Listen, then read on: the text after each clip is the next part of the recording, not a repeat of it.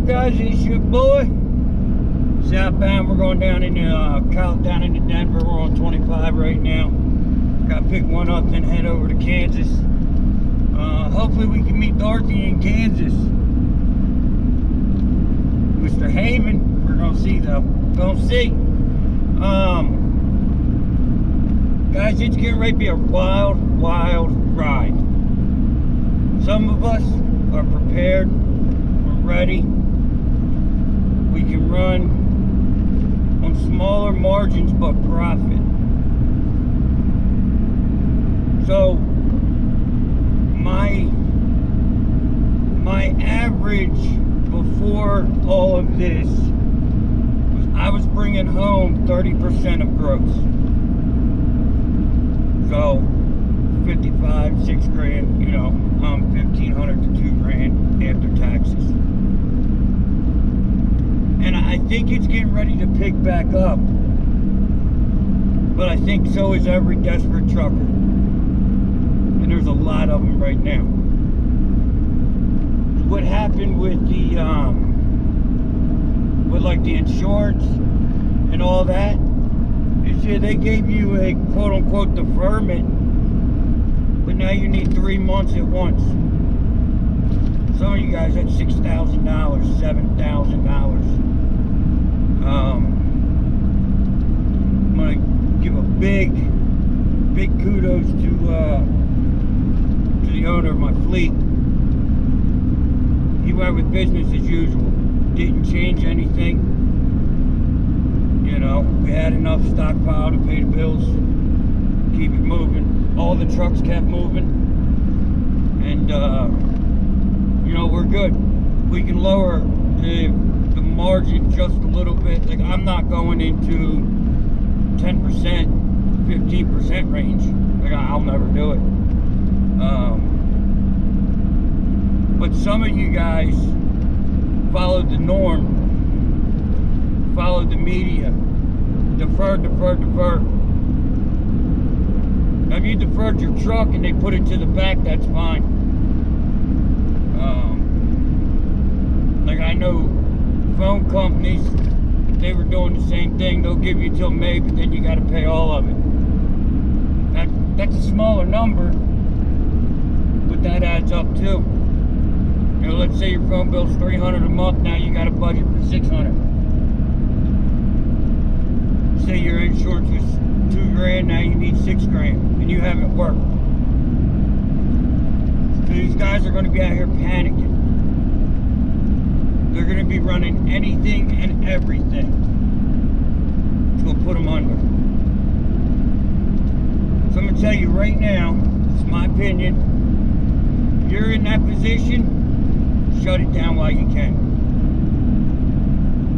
If you're in that position to where when you start back up, you've got a mountain of bills that need to be paid in 15, 20 days, 25 days, you know. You need to be able to cover at least 60% of them and expect the other 40 from your revenue. Brokers are taking advantage of the situation. Yeah, I know they're quoting lower to win the rates. I get that. They're quoting 55, 60 cents a mile, sometimes 40 cents a mile. But all that does is come to us, because there's guys that look for bonus or free money, you know. And 20 cents, 30 cents a mile, they see it as a bonus. Now, I guess I've been guilty of quote-unquote cheap freight in some people's eyes. Welcome to Colorado. But what you call cheap freight at my 50, 55 cents a mile, not necessarily cheap freight. But let me explain to you why cars are cheaper than freight. When you go pick up a load of freight. You do not price every pallet. You don't price every piece, right? You just don't do it. So that makes it the cars are partials in a sense, but it's not. So car hauling's base is the stingers, is the new cars, is the 9 cars. And for them, 40 cents a mile is $3.60 a mile.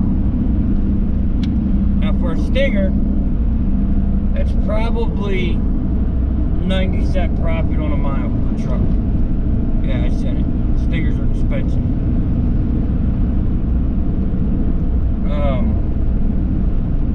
So once the loads got broken up and everybody started talking about price per mile, you know, that's where we run into this issue.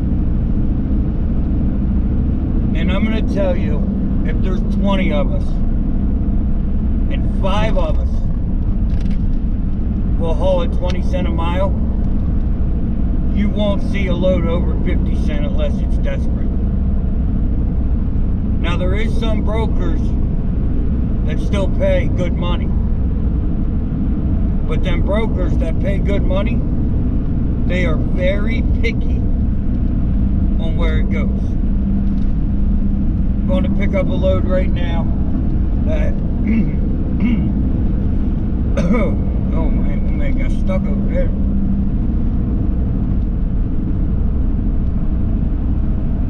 I'm going to pick up a load right now that was double booked. I booked it direct with the customer, and he had tried to use a bigger shipping company last year. Last week. I'm not going to say the name, but they weren't able to get it moved.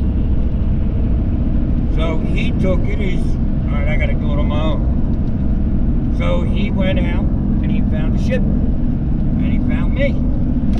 Well, that bigger company decided to just put it on the board and re-dispatch it. Didn't talk to him, didn't say nothing to him.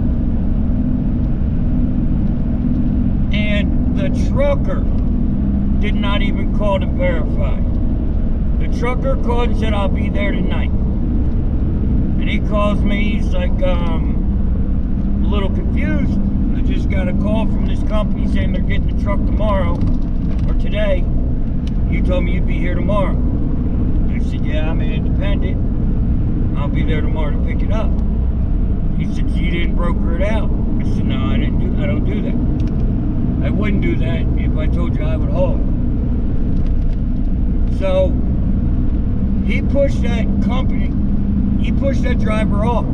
That driver don't have the load.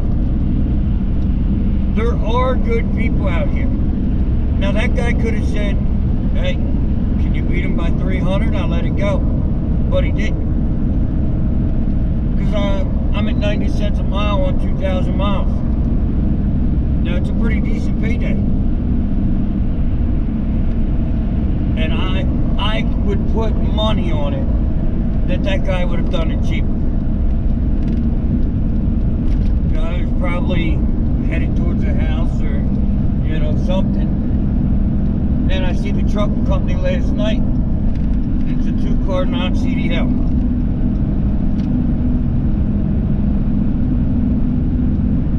So guys, there's good brokers out here. There's great brokers out here. There's trash brokers out here. But then let me tell you something. There's trash dispatch or trash drivers. It's amazing how little people take this serious.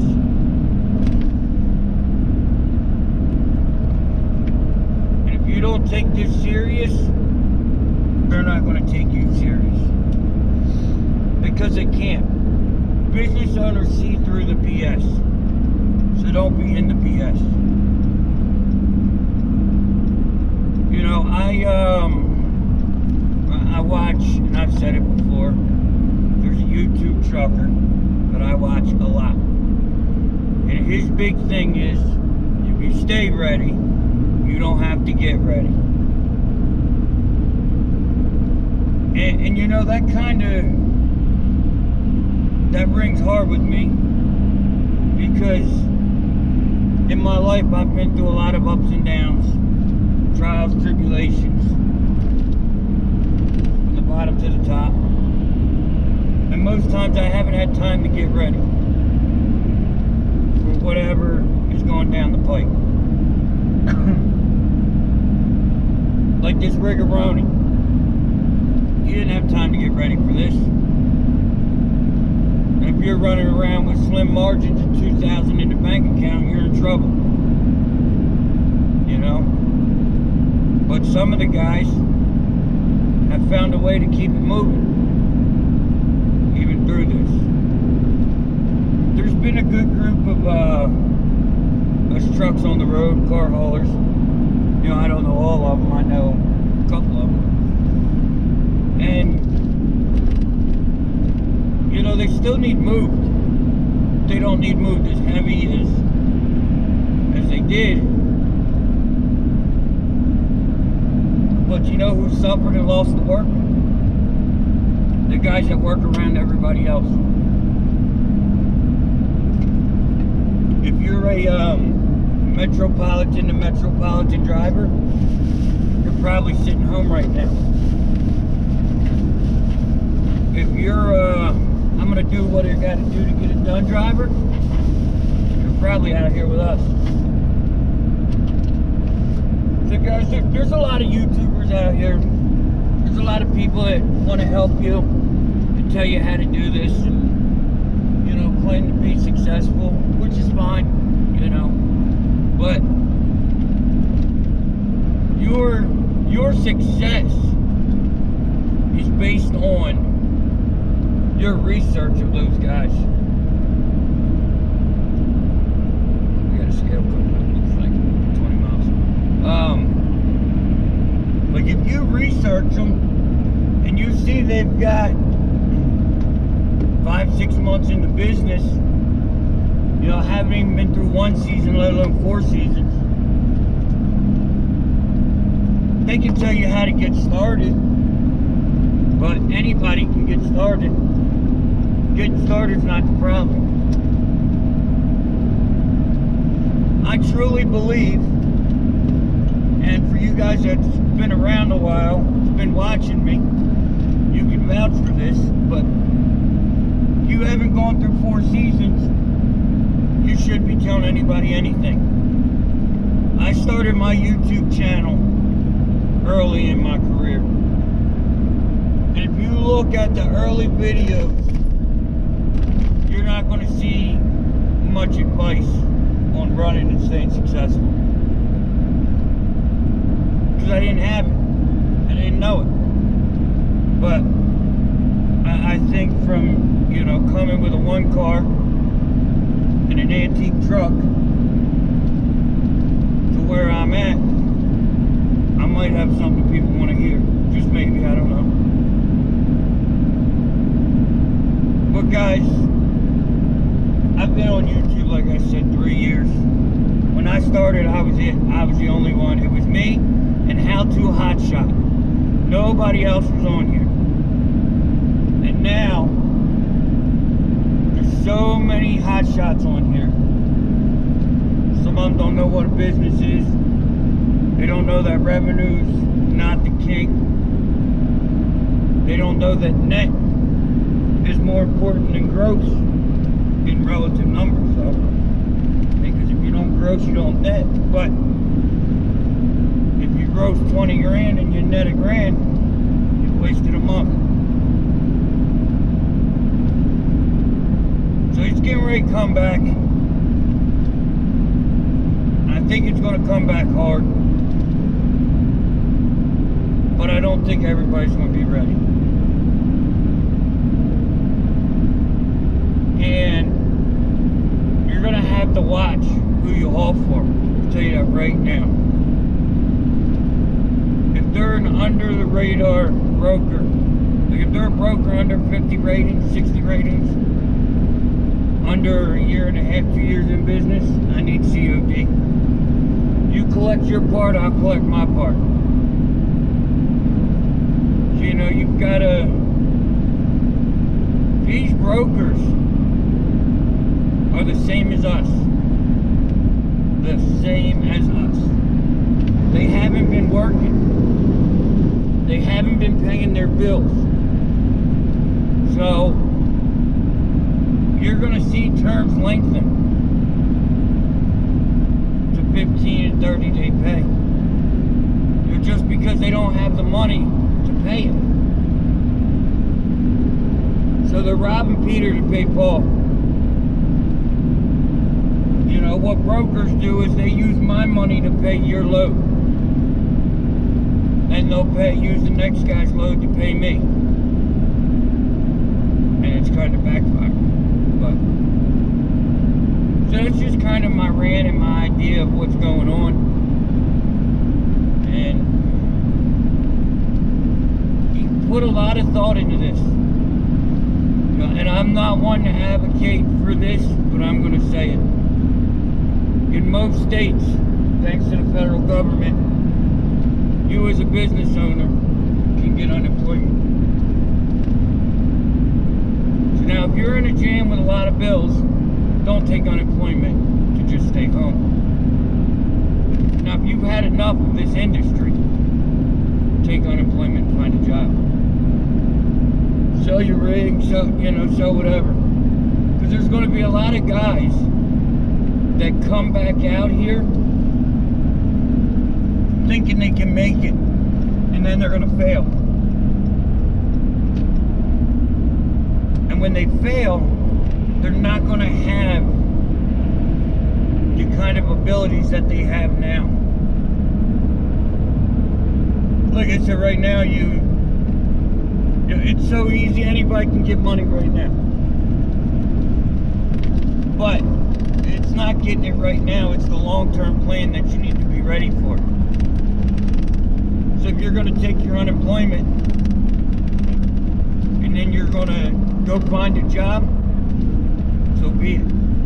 If you're going to take unemployment to pay your bills, it ain't going to work. You know, even if you're lucky enough to get 1,000 hours a week unemployment, you can't pay your bills and live on $4,000 a month. Half of that's most of you guys' insurance.